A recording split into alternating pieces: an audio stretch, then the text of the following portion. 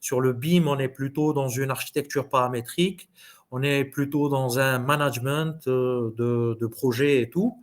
Par contre, sur le CAD, on reste, je ne sais pas si parmi nous, on a des participants qui ont déjà fait le dessin bâtiment classique, quoi, sur une table de dessin avec du calque ou bien avec des rapidographes, des stylos et tout. Je ne sais pas. Donc, c'est un peu ça. AutoCAD, c'est un peu ça. Disons, c'est une table de dessin électronique qui est faite uniquement pour dessiner. Pas pour avoir, disons, quand on dessine deux lignes parallèles, c'est pas forcément que AutoCAD va être intuitif et va se dire, bon, voilà, les deux lignes parallèles vont me constituer un mur. D'accord? Donc, qui n'est pas le cas dans le BIM.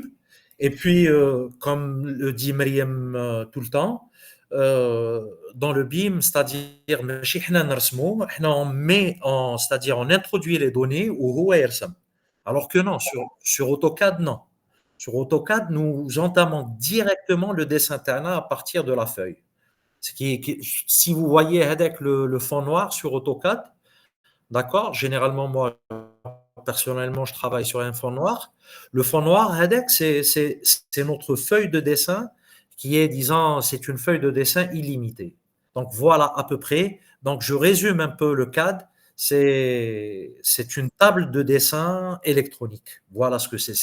C'est uniquement pour dessiner. Et puis on peut dessiner en 2D. Et puis éventuellement, dans le même logiciel, on peut basculer sur une modélisation 3D et tout, mais qui reste, c'est-à-dire qui reste sans aucun paramètre.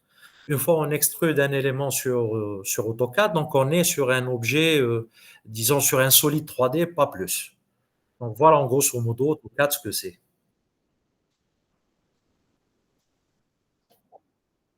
Merci à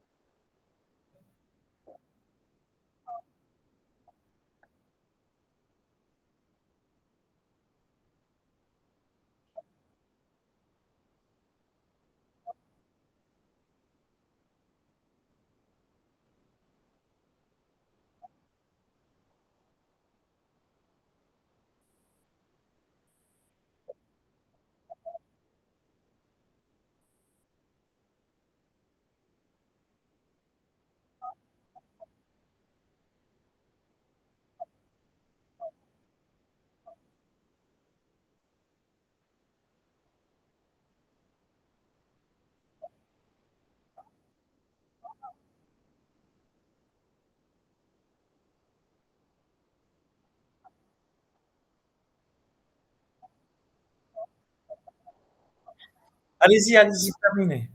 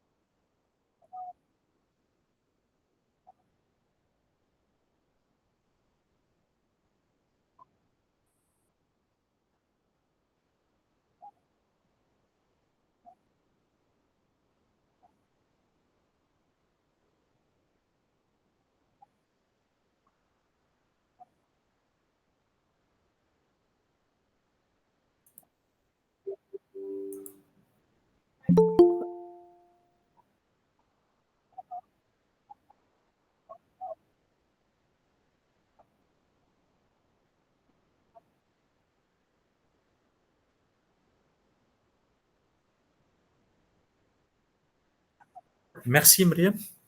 En tout cas, vous avez très très bien résumé ce que c'est que le BIM et le travail sur Revit. D'accord?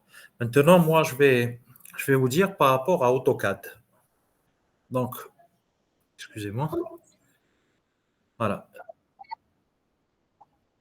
Non, non, 2 secondes parce que. Hop,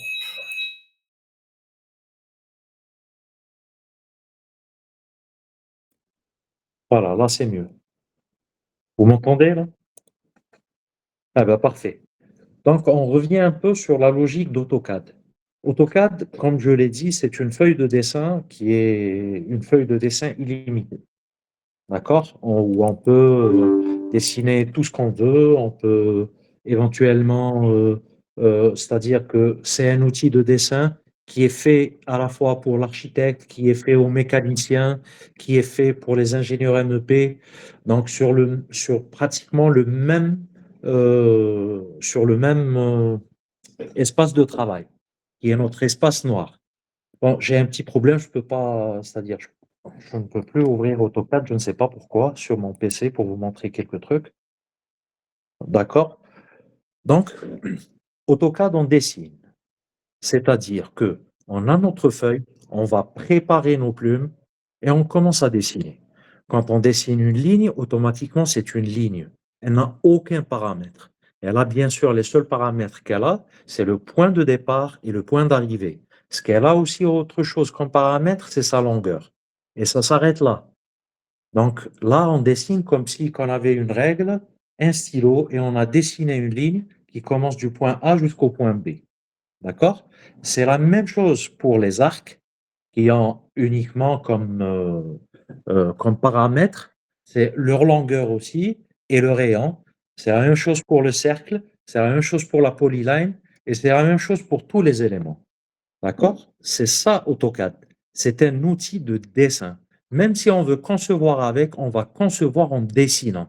On va pas concevoir en donnant des données, disant que je veux avoir un mur de 30 centimètres d'épaisseur qui commence du rez-de-chaussée au premier étage. Donc, on n'est pas dans cette logique. On est dans une feuille de dessin 2D. Là, ici, quand on dessine le sous-sol, par exemple, on veut passer au rez-de-chaussée, automatiquement, nous allons dessiner un nouveau plan. D'accord? On ne va pas avoir un résultat qui va nous donner un rez-de-chaussée, puis un premier étage, puis un troisième étage à partir d'une maquette. Même si on va modéliser notre maquette en 3D sur AutoCAD, d'accord, qui est parfaitement possible, à partir de cette maquette-là, on ne pourra jamais avoir nos résultats. C'est-à-dire, on ne pourra pas extraire des plans, des coupes, des façades, non. Chaque livrable, c'est-à-dire chaque plan, chaque coupe, chaque façade est à la fois dessinée d'une manière à part. Bon, vous allez me dire qu'on peut toujours récupérer quelques éléments d'un plan vers un autre, par exemple la structure, les axes et tout, mais sans plus. Donc, c'est ça la limite d'AutoCAD. Pour quelle raison maintenant les gens sont en train de basculer du CAD vers le BIM? C'est en quelque sorte que AutoCAD a atteint ses limites. C'est bon, il a atteint ses limites malgré les nouvelles versions, surtout la version 2026, qui est une version où on a essayé d'introduire un peu disons, le dessin un peu intuitif d'AutoCAD avec ce qu'on appelle les plans dynamiques et avec l'introduction de l'IA. L'IA, on la retrouve un peu partout. Donc, elle est surtout sur AutoCAD 2026, elle est surtout sur le help, pas vraiment sur les dessins ou bien sur les paramètres. Donc, ils ont introduit des blocs dynamiques. C'est quoi les blocs dynamiques? C'est comme on le connaît les blocs auparavant, les blocs sur AutoCAD, qui sont des dessins, disons, groupés.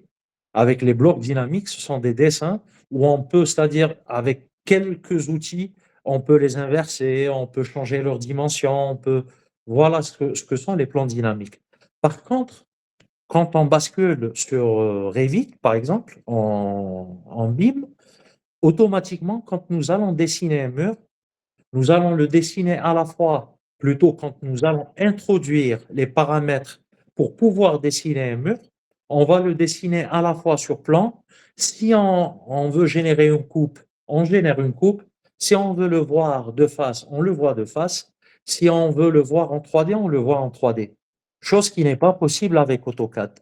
Donc, toujours garder en tête que AutoCAD est une feuille de dessin électronique et non un environnement de conception de maquette ou bien un environnement d'avoir une maquette paramétrique d'où on peut générer nos livrables et tout ce qui en suit. Voilà un peu, disons, AutoCAD par rapport à sa logique de travail. Donc c'est ça AutoCAD. En tout cas, moi je vous le dis, hein, sincèrement, je vous le dis, moi je travaille avec AutoCAD depuis 1999. D'accord? Iberk Fik, merci beaucoup, Myriam. Donc depuis 99, et là je peux vous dire que AutoCAD a vraiment atteint ses limites. Il a atteint ses limites. On ne peut pas le bannir disant que c'est un logiciel اللي خلاص ما يصلح لنا والو ولا نقولوا par exemple on va le zapper ولا حاجة كيما هكا. Non, c'est pas dans ce sens. C'est dans le sens où maintenant, il ne faut pas oublier, رانا في عصر السرعة تاني. D'accord? Dessiner, disons, on a une panoplie de plans, on va les dessiner un par un, c'est quand même gaspiller beaucoup de temps. Alors que sur Revit, on a une maquette et automatiquement, on va, c'est-à-dire, on va générer à partir de cette maquette les différents plans, les différentes coupes. Vous savez, les coupes sur AutoCAD, vous les faites avec une projection, une ligne de coupe et vous commencez à faire des projections orthogonales. Une ligne de terre, c'est comme on a appris à dessiner à l'université. D'accord? Par contre, sur Revit, non. Sur Revit, non. Sur Revit, c'est un gain de temps, c'est-à-dire qui n'est pas négligeable. Bien au contraire, c'est un gain de temps كبير بزاف. Et voilà, voilà. Donc, je vous le dis, hein, sincèrement, AutoCAD a atteint ses limites. C'est un logiciel qui a vraiment atteint ses limites. Voilà.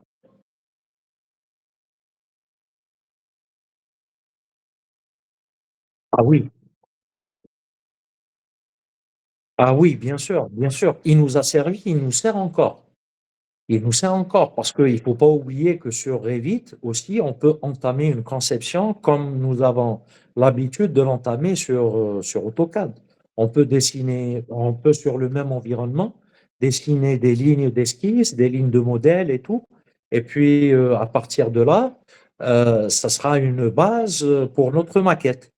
Mais on a pratiquement les mêmes outils qui sont sur AutoCAD, qui nous sont offerts par le BIM. Mis à part, bon, je ne sais pas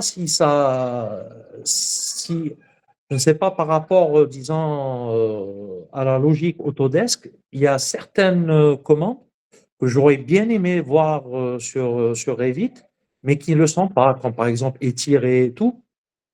Mais bon, à la place d'étirer, on a par exemple les contraintes. On peut contraindre et puis quand on déplace, tout se déplace avec. Sur AutoCAD, non, on met par exemple étirer et on change à peu près les dimensions, les formes et tout. Donc voilà en quelque sorte c'est quoi AutoCAD. Oui, oui. Les sur Revit ou bien sur AutoCAD? Mais si, sur Revit on peut.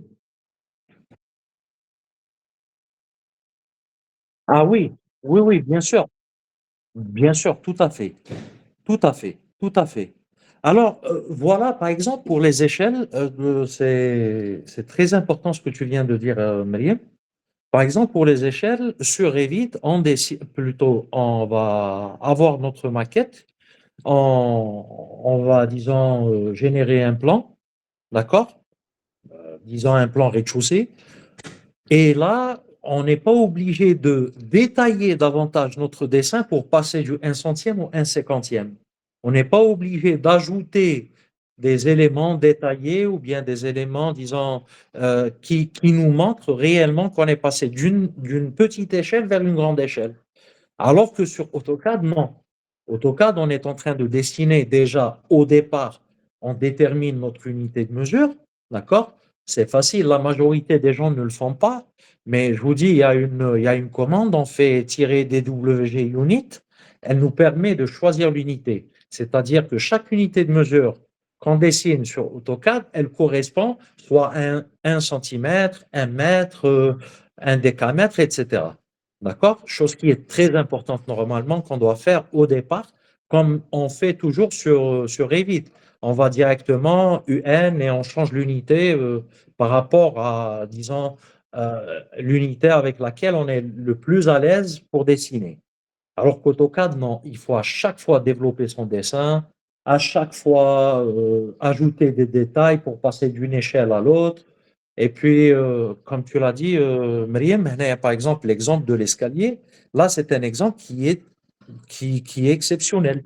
Là, vous avez un escalier où pratiquement, vous avez, disons, une marge d'erreur qui est vraiment infime. Alors que sur AutoCAD, non, si on se trompe sur une hauteur, sur un truc, eh ben, sur le terrain, ça va être, disons, un petit casse-tête. Voilà, c'est moi-même.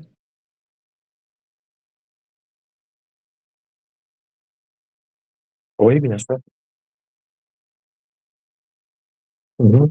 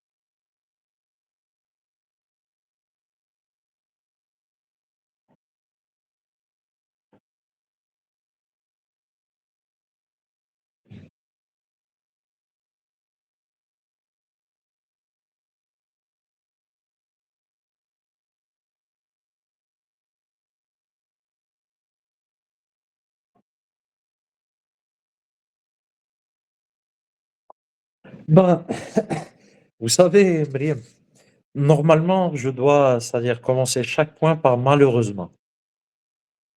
Parce que, parce que, comme je l'ai dit, je le répète, on a une feuille de dessin. Donc, une feuille de dessin, si on veut actualiser notre dessin, si on veut reporter certaines modifications, on doit obligatoirement utiliser une gomme, utiliser un effaceur, etc. D'accord? Donc, AutoCAD est un logiciel qui n'a pas d'historique. Il ne garde pas l'historique. Parce que au départ, il ne reconnaît pas les paramètres. Il ne reconnaît pas ces lignes, ou bien ces arcs, ou bien ces cercles, ou bien ces polygones correspondent à quoi. Il ne le sait pas.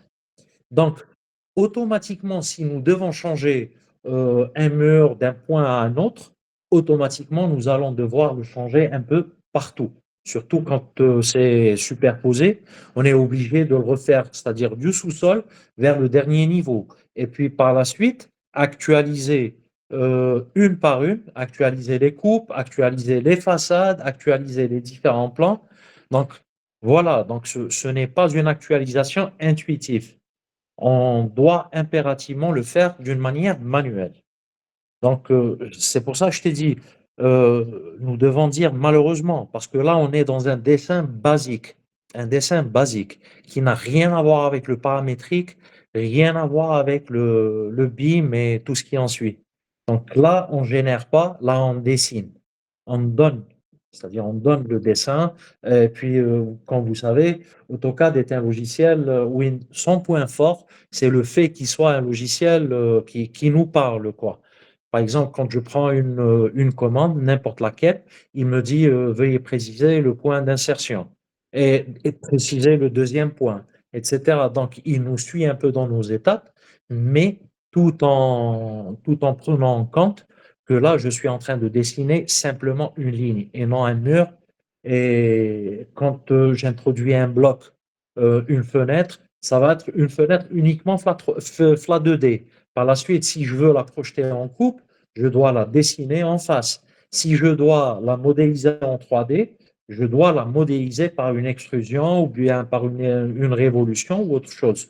Donc c'est ça, c'est-à-dire sur AutoCAD, on ne peut pas actualiser. On est obligé de repasser sur les dessins un par un, d'une manière manuelle.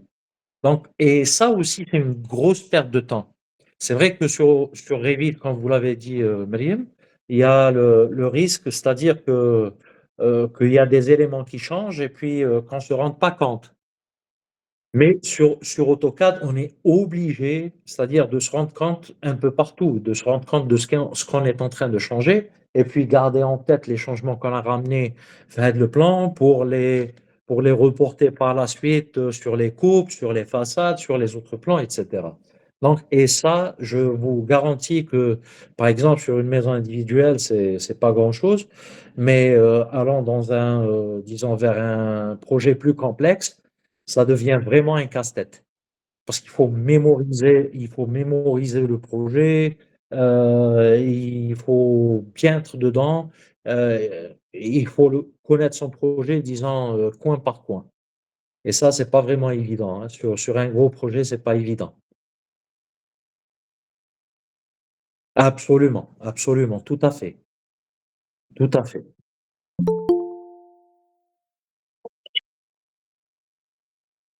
Ouais,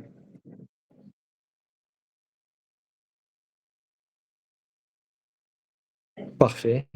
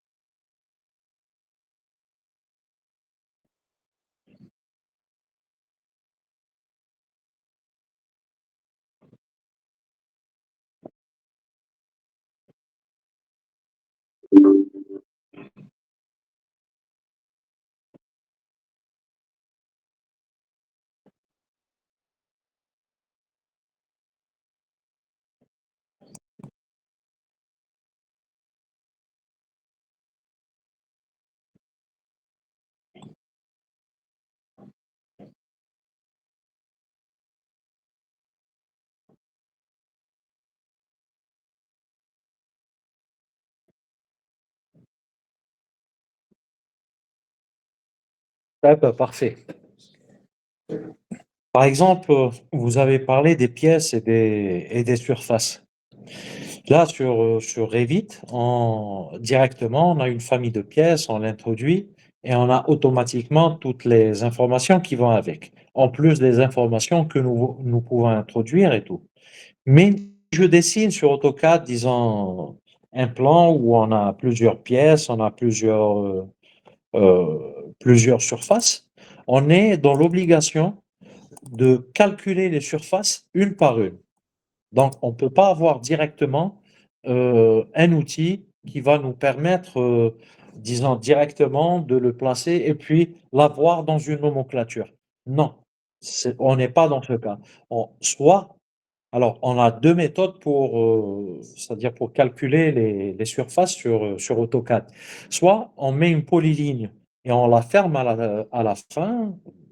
Je commence ma polyligne d'un point et je reviens vers un point et je fais C, entrée. Comme ça, j'ai un espace clos.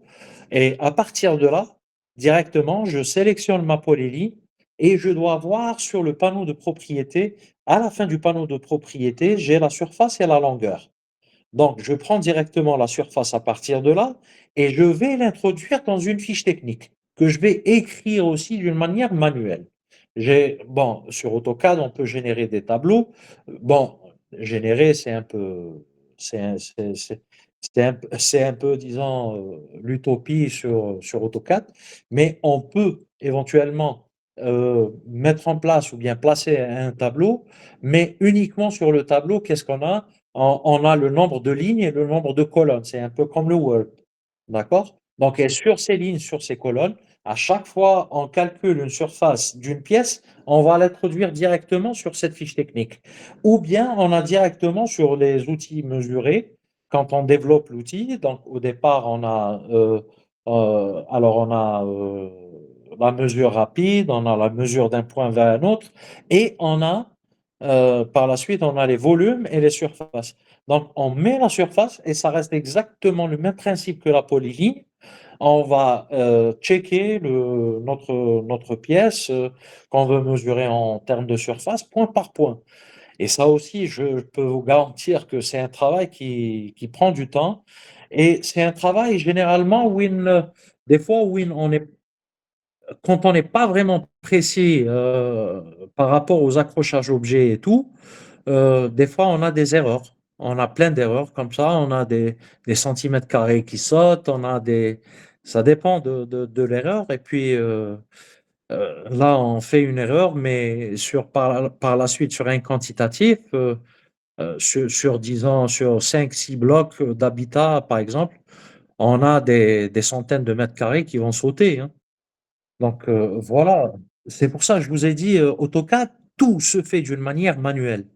Rien ne se fait d'une manière automatique. Donc, et puis voilà, le manuel, il y a un gros risque comment dirais-je, de- d'erreur. Quoique, bon, euh, ça c'est une chose. Par exemple, au bureau, là, je ne tolère pas, par exemple, les chiffres après la virgule.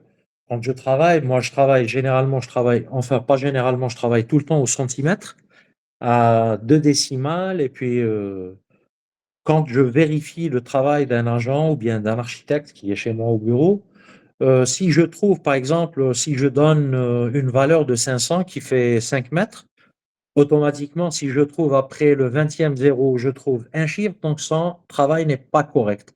Son travail n'est pas précis, donc je demande à redessiner carrément, pas essayer de bricoler, de faire c'est-à-dire de nettoyer le dessin, non, je refais carrément. Donc ça, ce sont un peu les aléas d'AutoCAD. Donc on doit être très, très, très précis. Par la suite, on développe certains mécanismes, d'accord? Donc juste on se rapproche, on a notre point d'insertion, on a notre point d'accrochage et tout. Et là, on est plus précis, mais avec certains architectes, certains collaborateurs, ils ne sont pas à ce degré de précision. Donc, l'erreur peut être fatale par la suite, d'accord? Donc, sur un quantitatif, On aura des mètres carrés qui sautent, on aura des mètres cubes qui sautent. Et donc, c'est là le risque. C'est là le risque. Et puis, par la suite, tout est manuel, donc ça prend beaucoup de temps. Voilà. Ah oui, bien sûr. Ah oui, tout à fait. Tout à fait, tout à fait. Eh ben, je vais vous dire, Myriam, ça c'est un point qui est très important pour ceux qui n'ont pas fait de dessin de bâtiment à l'ancienne, c'est-à-dire sur une table, avec son calque, avec ses rapidos et tout. Ces gens-là ont tendance à négliger un peu le côté précision, quel que soit l'outil qu'ils utilisent. Donc, ça, c'est un peu un handicap par rapport aux nouveaux architectes. Ça, c'est un handicap par rapport ouais, ouais. Mais sinon, par la suite, ça dépend de la personne, hein. Moi, je suis un peu intransigeant par rapport à la précision sur AutoCAD. Je ne joue pas avec. Ouais,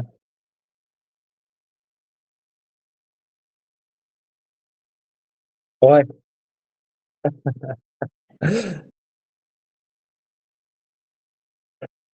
ouais,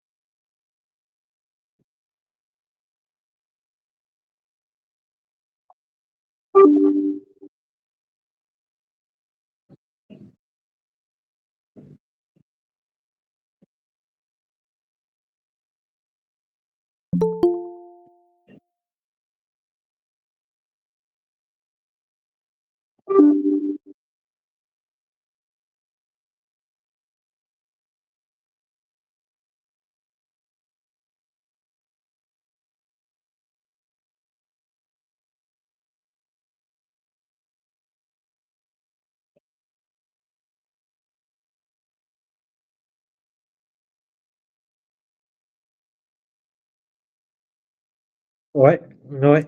Eh ben, par rapport à la 2D et la 3D simultanément, on n'est pas par la suite obligé de basculer d'un logiciel à l'autre.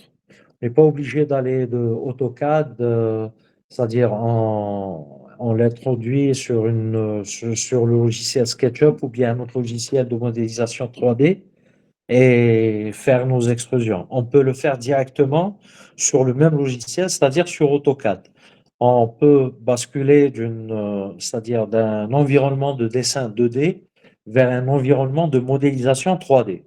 Mais là aussi, il faut vraiment maîtriser, il faut être très précis aussi, d'accord? Parce que là, à partir de nos plans, on va commencer à extruder les éléments que AutoCAD toujours on revient, AutoCAD ne veut pas reconnaître ces éléments-là en tant que mur ou bien en tant que fenêtre ou bien en tant que mur rideau ou autre chose.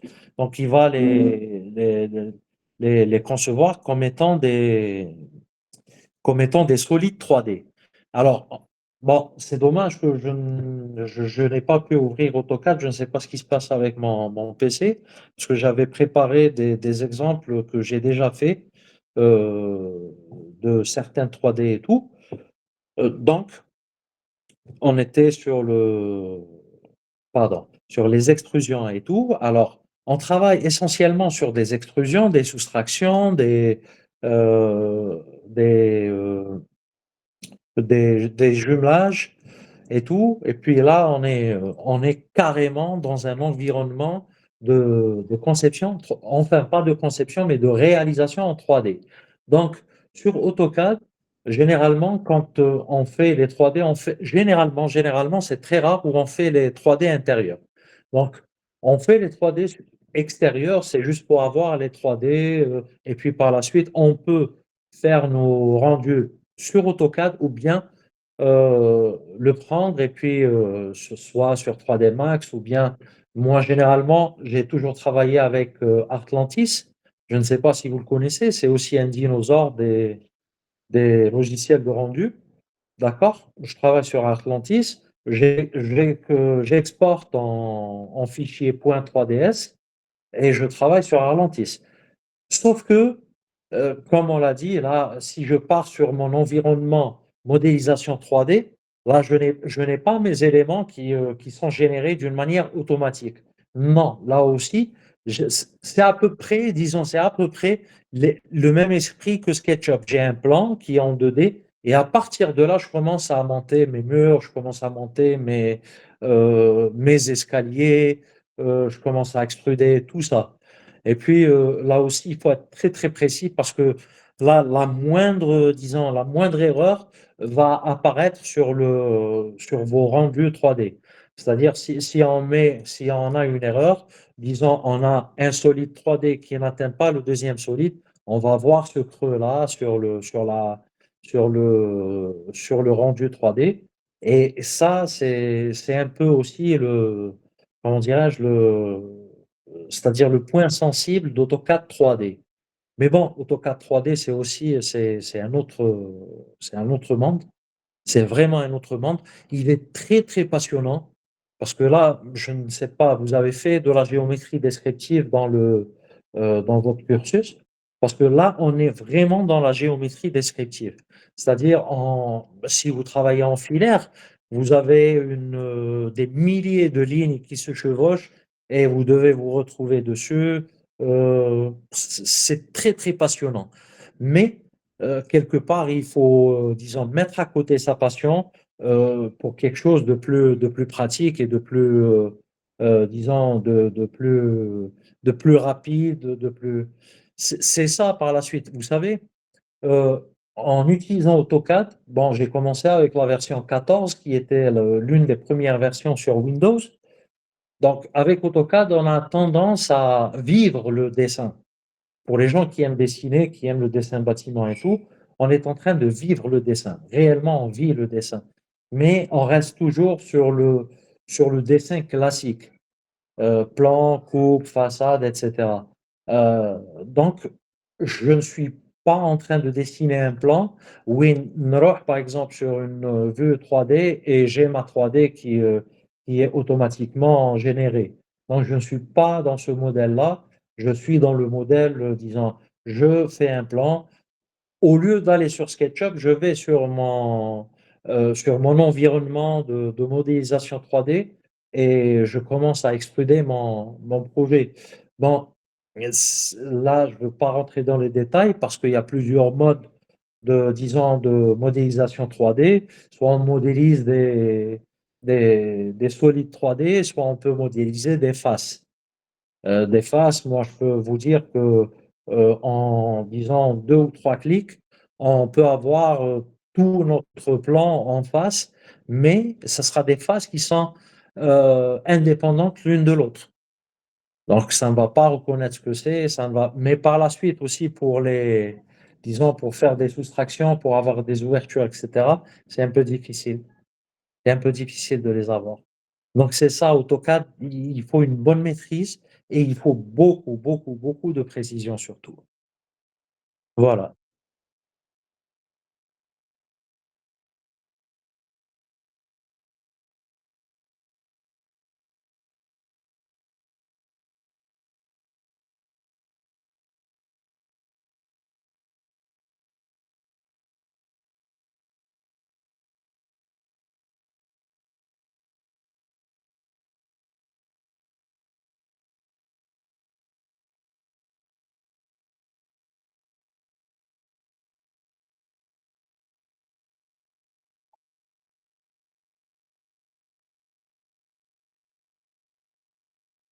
Ouais. Oui, oui, bien sûr. Oui, par rapport aux surfaces, oui, mais par la suite aussi, les surfaces, bon, on a plusieurs types de surfaces sur AutoCAD, mais généralement, celle qu'on travaille avec le plus, c'est la surface gauche. Donc, la surface gauche, on est obligé de dessiner les limites de notre surface en élévation, d'accord? Et puis même avec des inclinaisons, soit sur un axe, le Z, le X, le Y, etc. Et puis de générer notre surface. Et puis là, la surface, Maria, c'est vrai qu'il est très intéressant de travailler sur AutoCAD, mais par la suite, ça dépendra aussi c'est-à-dire de notre machine. Euh, Non, de notre machine aussi. Par exemple, si on utilise des surfaces et puis il y a une commande à faire, si on veut avoir, disons, une surface très lisse, on met Surf Tab. On a les Surf Tabs sur X et les Surf Tabs sur Y qui vont nous donner, disons, un maillage très, très, très, très, très précis et très dense. Plus on va vers la densité du maillage, plus on a tendance à ce que le fichier soit plus lourd, les orbites deviennent de plus en plus lourds, etc.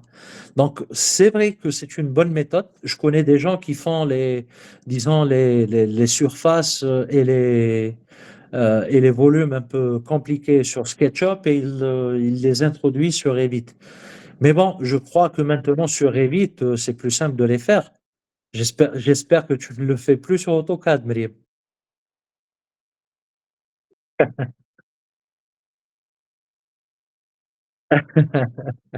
SketchUp, c'est un logiciel qui ne m'a jamais, disons, qui ne m'a jamais attiré. Pour moi, c'est un outil qui n'est pas précis du tout.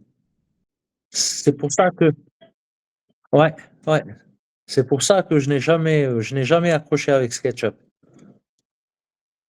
Ouais,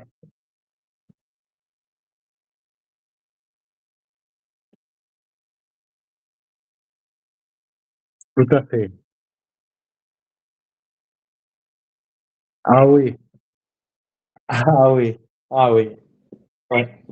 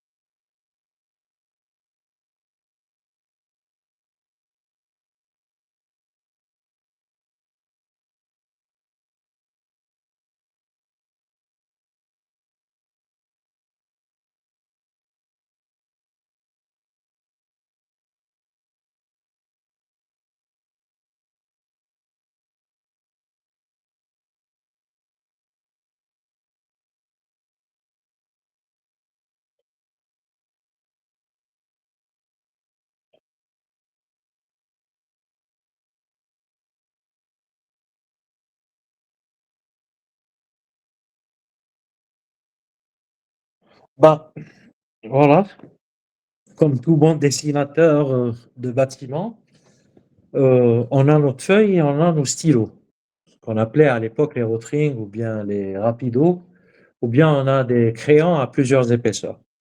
Donc, on va utiliser les plus grosses épaisseurs à partir du 0,4 ou bien du 0,5.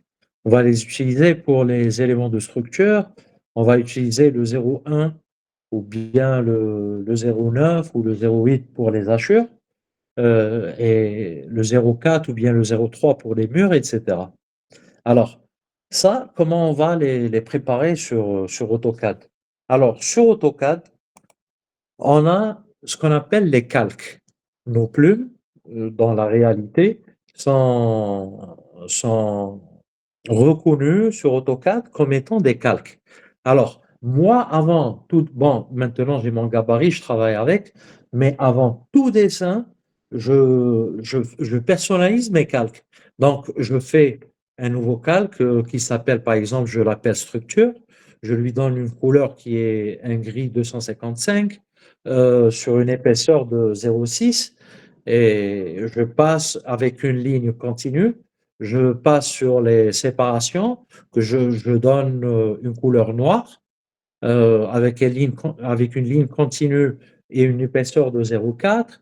Et puis les éléments, disons les éléments cachés, je fais la même chose, sauf que pour l'épaisseur et la couleur, je travaille généralement avec une couleur verte et avec 0,2, avec le 0,2, parce que c'est exactement comme la réalité. Quand j'introduis une épaisseur de ligne, elle sort sur l'impression exactement comme la réalité, comme si que je l'avais dessinée à la main. Donc, et puis là, je change le type de ligne. Au lieu de faire une ligne continue, je passe sur une ligne cachée, etc. Donc, c'est toute une préparation. C'est comme si on est là, on est devant notre table, on va scotcher notre calque ou bien notre feuille, on va remplir nos rapidos avec de l'encre, d'accord? Et puis les placer à côté de nous, avoir nos équerres ou bien notre thé ou quelque chose comme ça, et on commence à dessiner avec. Donc, le graphisme sur AutoCAD, on est obligé, c'est-à-dire d'introduire les valeurs, les couleurs, les noms et les types de lignes sur les différents calques qu'on va utiliser. On va savoir, dès le départ, on va savoir ce qu'on va dessiner. On va dessiner des marches, des contre-marches, on va dessiner des murs, on va dessiner des plans, on va dessiner, voilà. Et puis, quand je fais hachure, je suis obligé, soit généralement, moi, qu'est-ce que je fais, par exemple, pour les poteaux, je dessine un poteau, je l'hachure, je dessine ses axes, ok, et je le convertis en bloc. Et je le réutilise un peu partout pour ne pas avoir à assurer, disons, bloc par bloc ou bien poteau par poteau. Et quand je dessine une coupe, je dessine par exemple le plancher, je dessine ces différentes couches et j'assure tout ce qui est béton et je garde le reste. Donc, le graphisme sur AutoCAD se, se travaille comme si on était en train de dessiner d'une manière très, très, disons, très simple et très à l'ancienne, quoi. Mais très à l'ancienne. Méthodique, c'est très méthodique, mais c'est vraiment un truc à l'ancienne, Mrier. C'est pas quelque chose bon, tu sais qu'à une certaine époque, il y avait ce qu'on appelle les dessinateurs projeteurs en architecture, où l'architecte faisait uniquement des esquisses comme ça sommaires et puis il donne au DPA pour développer le dessin et tout. Mais à un moment donné, il y a plus de dessinateurs projeteurs en architecture. Bon, il y a des diplômés, mais qui ne sont pas vraiment dessinateurs, d'accord? Ils ne peuvent pas, disons, développer un dessin jusqu'à une échelle, disons, jusqu'à une échelle de détail ou un vingtième ou bien un dixième. Mais on est obligé à chaque fois d'avoir une méthode et d'avoir, disons, sa propre manière de faire. Ça, c'est très important. Et à partir de là, c'est-à-dire à partir de ce paramétrage c'est-à-dire de la création des calques et tout, on peut là, à partir de là, créer notre gabarit. Mais ça reste un gabarit de dessin simple, un gabarit de dessin et non un gabarit de projet comme sur Revit où on a les types de murs, on a les types de fenêtres et tout ce qui va avec. Là, non, on est en train de dessiner point par point, ligne par ligne, et puis voilà. Voilà, le graphisme. Ouais, ouais,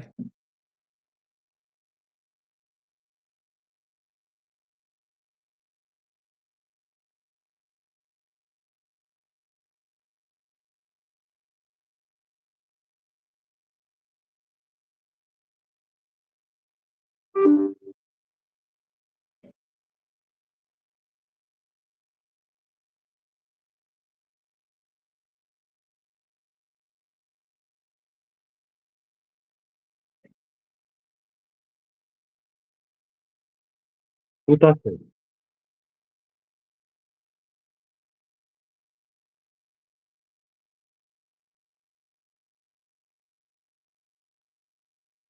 Ouais, ouais, ouais, ouais, ouais, ouais, avec plaisir.